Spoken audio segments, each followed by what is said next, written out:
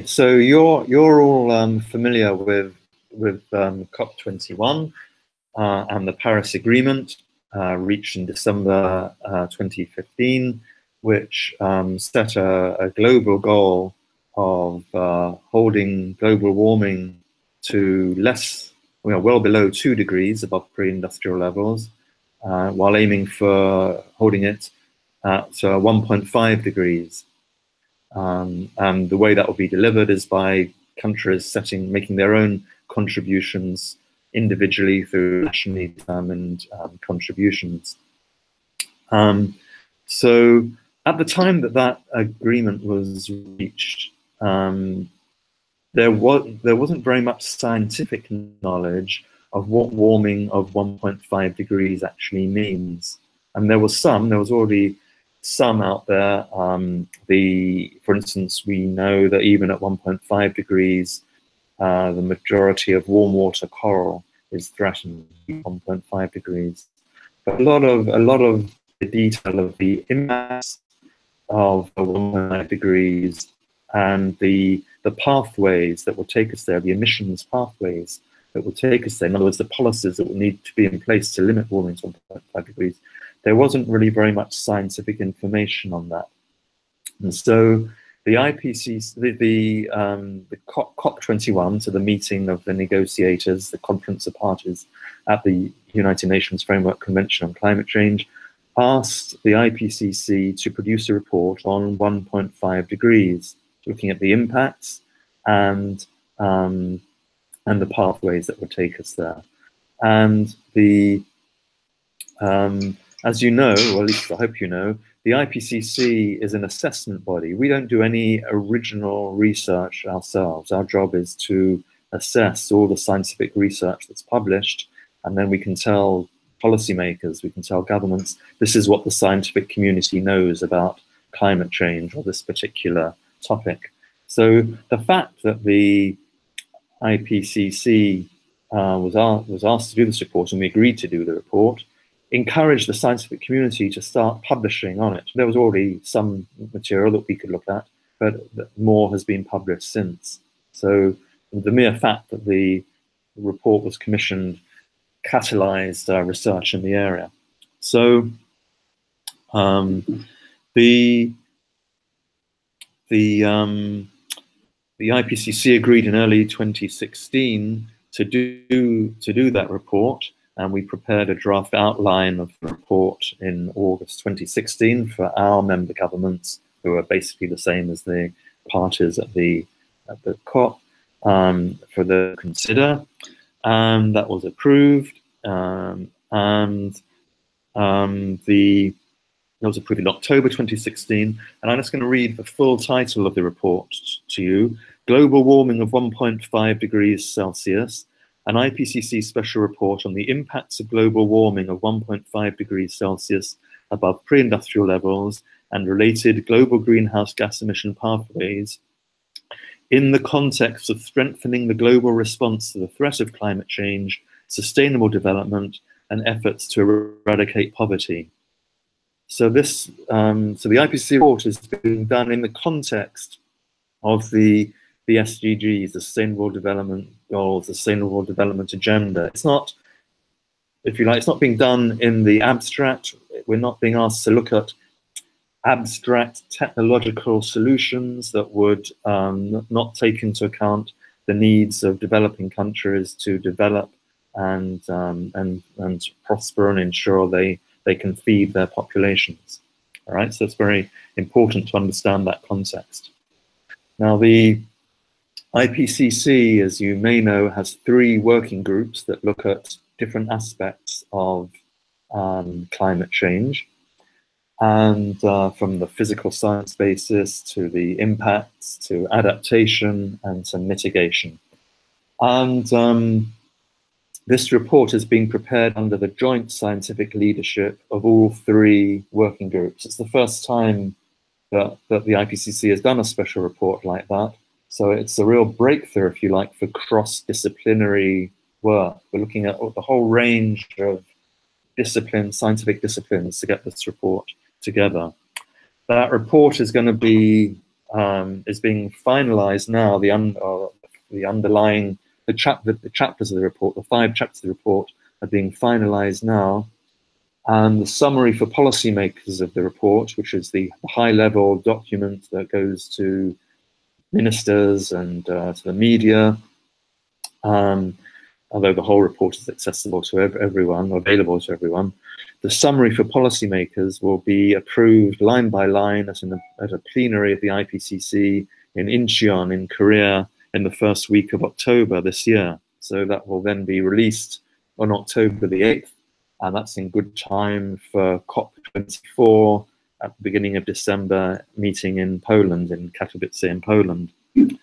And this report, when the COP21 in Paris requested this report, they asked us to deliver it in 2018 because they knew that COP24 would be already taking a first review of that global goal on the measure of 2 degrees, 1.5 degrees, and the measures that governments are undertaking to deliver that. And that was known originally as the facilitative dialogue, and it's now called the Talanoa dialogue, which I'm sure you've heard a lot about over the last few days. And so our report is timed to be the principal scientific input into the Talanoa dialogue at COP24. So I can't really say very much about the content of the report because it's still a work in progress. But I mean, there are some things that are already in the public domain. So we're considering not only, as I said, we're considering not only climate risks and the options for adaptation and mitigation, we're also looking at the interplay, the multiple dimensions of interplay with sustainable development, especially the SDGs. And we're looking at that from all the available scientific literature, including the social sciences. Now, the report has 5 chapters, and you can see those chapters on our website, the titles of those chapters, the outline of the report. So there's the name of the chapter, which already tells you what that chapter is going to be about. But also on the website, you'll find, and our website is ipcc.ch, and at the top there's a carousel scrolling between the different products we're working on at the moment. And if you click on the SR15 tab, SR15 is the abbreviation for that report, then you'll see a link to outlines. So if you click on that, so there you'll see not only the chapter titles, but also indicative bullet points, which the experts who scoped the report and the governments who approved the outline suggested that the authors of the report would want to look at. So yeah, I must say that it was really impressive how you started out especially focusing on the impacts of 1.5, and now it's including all these different aspects from sustainable development to global response to reducing poverty. So do you have any insight on how that came about and how you started including all these different aspects that also have an interplay with climate change? Yeah, so well, we knew from the request of the convention to do the report, and from the wording of the Paris Agreement. I mean, if you look at the text of the Paris Agreement, it's Article 3 talks about strengthening the global response to the threat of climate change in the context of sustainable development and efforts to eradicate poverty. And that in turn reflects Article 2 of the whole convention. So that language is there, and we, if you like, picked up and developed that language in the title of the report. And so the experts were working with that context when they drafted the outline. Of course, the other thing the experts do is look at the availability of scientific literature. Again, a reminder that we don't do our own research, we look at what's being published. The experts drafting the report would know what scientific research is in the works, is in the pipeline for publication as well. So they're bringing those two things together, if you like, the intention of the convention, what you know, the sustainable development context, plus the availability of literature, they brought those two together, and then the government said, yes, that's what we want. As you say, the first chapter is about framing and context, and some definition issues. For instance, what do we mean by 1.5 degrees? Do we mean never going above 1.5 degrees? Do we mean an average of 1.5 degrees over a certain period? And if so, what period? Do we mean the possibility of overshooting 1.5 degrees and coming back again? And what does that imply? So some of those, if you like, conceptual questions are analyzed in the first chapter. And then the second chapter goes straight into the mitigation pathways, so the policies that would be required to get you to 1.5 degrees in the context of sustainable development. Again, very important. You could imagine there could be some technological fix that would deliver that, but at huge economic cost, or the cost of growing, you know, if we developed, use bio methods to, you know, plant forests to absorb carbon dioxide. If you covered the whole planet with forests to do that, where are you going to grow your food? All right, so there are those sorts of issues that have to be considered. Then the central chapter, chapter 3, looks at the impacts of global warming on both natural and human systems. And chapter 4 looks at how you strengthen and implement that global response, both adaptation and mitigation. And then chapter 5 brings it all together, again, looking at sustainable development, poverty eradication, and reducing inequalities context. So there's the report. And so you can see those details there. And, you know, what are the limitations in that report? Well, some climate simulations and models are just not available yet to look at 1.5 degrees. There are some gaps in regional knowledge about 1.5 degrees, gaps on maps, if you like. And so there's some research that is going to have to wait for subsequent reports to assess, but we can still do a pretty good job. And I mean, I think to summarize, you could say the report is going to assess new knowledge about emission pathways involving carbon dioxide and non-carbon dioxide, compatible with limiting global warming to 1.5 degrees or 2 degrees above pre-industrial levels, with or without overshooting. And so that will also include the implications of delayed action, of what the implications of weak near-term policies for long-term mitigation challenges, options for faster transitions, including shifts in investment patterns, and their synergies and trade-offs with sustainable development. So it's going to be, you know, pretty wide-ranging, but also highly relevant to the policy agenda. Because it's time to fit into those discussions in Poland at the end of the year. Now, you can also see on our website the timeline for producing the report, and we're doing this. It's an incredibly challenging timeline. People often wonder why it takes so long for the IPCC to prepare these reports, but we agreed the outline of this in autumn 2016, and we're delivering it, you know, 2 years later, and that is incredibly fast by our standards, because it has to go through there's a lot of work to be done. There are quality checks built in, periods of review by outside experts, review by governments, has to be drafted and redrafted and redrafted. And our procedures lay down requirements which the governments have set for the time to do those different reviews and drafts. And so we have to stick to this. So we're doing it as fast as we can, and it's very challenging for our authors. And as you may know, all the authors who work on IPCC reports do so as volunteers. They all have day jobs, and they do this in their spare time, or in the time that their home institutions allow them to work on the IPCC. And they are working incredibly hard. Now, to give you just one, and that's happening anyway, a very tight and pressurized timeline. But I mentioned the reviews. We finished early this year. We had the review of the second draft of the report.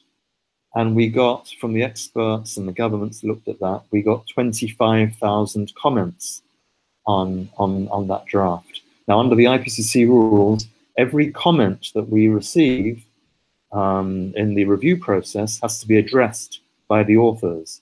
That might mean, yeah, but we don't agree, we're not taking that any further. Or they have to look into it and reflect it in the report somehow. And so they have about, there's 86, I think, authors working on the report.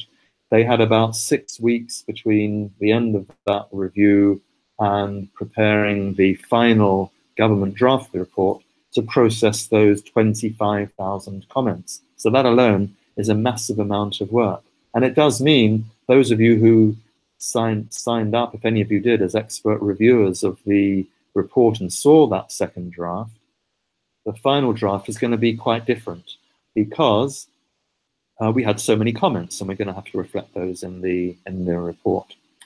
That second order draft already had a first draft of the summary for policymakers, the high-level document that will get all the attention in October, and that we don't think that's going to change so much now, substantively, unless, who knows what will happen in the approval session in October. But the work the authors are doing on it between now and October is more a question of getting it down to size. It was, I think, about 30 pages in the second draft, and it needs to be down to about 10 pages at the end. So very challenging timeline, loads of review comments to work on, and the next stage is on the 4th of June, we send out the final draft of the report to governments. Now, at that stage, the 5 chapters that I mentioned won't really change very much after that. That's the final draft. What will change is the summary for policymakers. And that goes out to governments. And we ask governments to comment just on the summary for policymakers. So they'll do that in June and July. And that gives the authors time to redraft and present that new draft to the approval session at the beginning of October. And then, as I say, governments will work their way through that line by line, making sure that it's clear, that it makes sense, that it's concise, that it reflects the underlying chapters. And according to the way our approval plenaries work, our approval process works, governments can ask for changes in the summary for policymakers, but we work by consensus, like the rest of the UN system. So if the government wants a change, all the governments have to go along with it. And we have 195 member governments, almost every country in the world, apart from a few small island states. And so the governments have to agree among themselves. And then the scientists are also taking part in that discussion. So the coordinating lead authors of each chapter are up there, and there's some of the other authors as well. And they have to agree to the change from the standpoint of A, is it scientifically accurate in itself? And B, does it still reflect what's in the underlying chapters? Because you can't introduce new material into the summary for policies that isn't already there in those 5 chapters. And those 5 chapters are open for discussion in the approval plenary because it would take too long to go through them all. And so at the end of that week, we'll have an approved draft or an approved version of the summary for policymakers. There may be some agreed changes in wording in the summary for policymakers which have to be reflected back into the text of the chapters. So we would do that and make some copy editing changes as well, and look out for errors that are slipped in. So more checks for errors and corrections. But basically,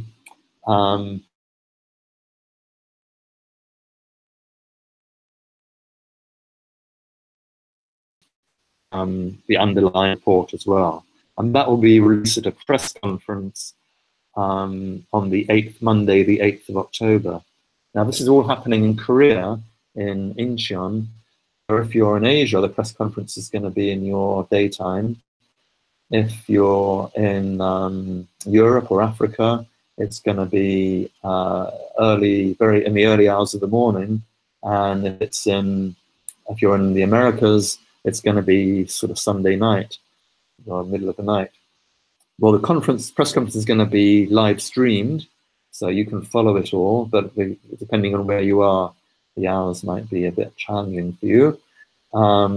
But if this is going to be a pretty significant report, so you may want to stay up or get up early for it.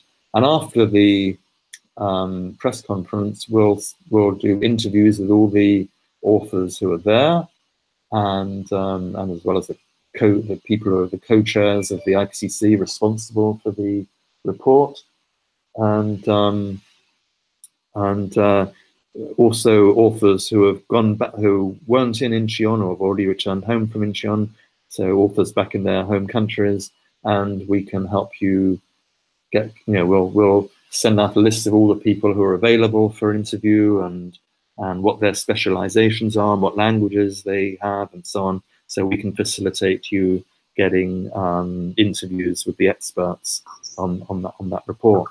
Well, and then we'll be Jonathan. spending the next couple of months presenting that report all over the place, but with a focus on reaching negotiators in time for 24. And then, of course, we'll be presenting it again at COP24 itself.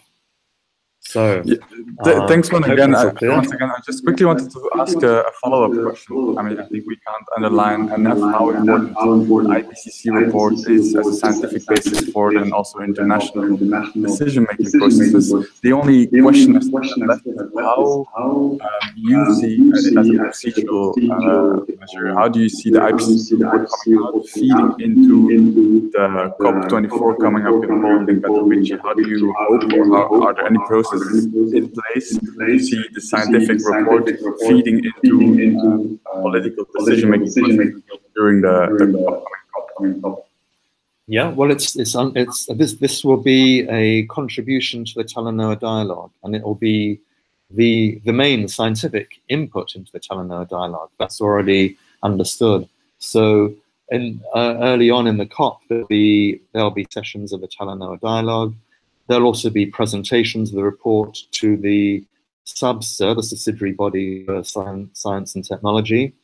So there'll be formal presentations there, and there'll be plenty of other presentations of some formally part of the agenda, less formal. There'll be plenty of opportunity for the negotiator to engage our scientists and hear about the report in detail. We'll be organizing, hopefully, lots of presentations on different aspects of the report. And obviously, it's key for the negotiators to hear from us, but it's there for all the participants, including the media. And we hope to be organizing workshops and sessions for the media as well. I mean, some of you, most of you probably will already have written about it in October, but you'll have another chance to get into it in more detail during the COP if you're there for that.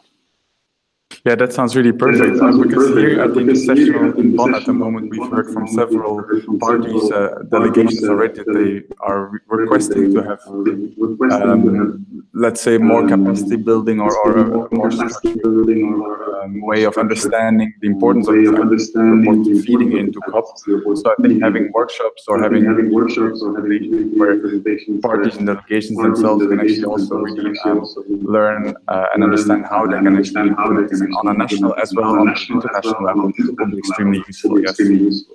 Yeah, and we at the last COP in Bonn, we gave briefings to several of the different negotiating groups, the Africa group or the G77 and so on. So we're going to be open to invitations from the different groups, but we'll also be organizing open briefing sessions as well for the negotiators and for the media.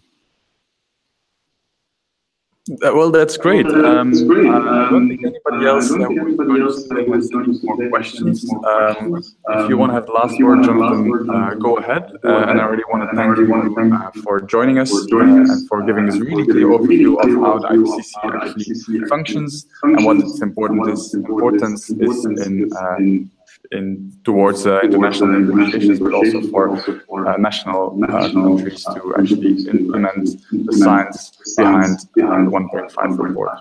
Yeah, Thank you so much. Thanks very much, Arthur, and thanks again for the opportunity. And I just really want to encourage you all there, all the people from Climate Tracker, do track us. Keep.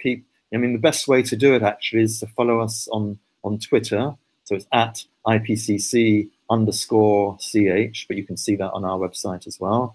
And everything that we put out, including all the details of press conferences and briefings and our plans, we'll put that out on Twitter or link to it on Twitter. So that's a good way to keep in touch with us. And don't be shy. If you have questions, come to us. If you want interviews and things, come to us and we'll see what we can do. But we're very keen to reach as many people as possible. We know we have a particular responsibility to reach media in developing countries, and we're very keen to do that. And you can help us do that too. So I'm looking forward to cooperating with you over the coming months.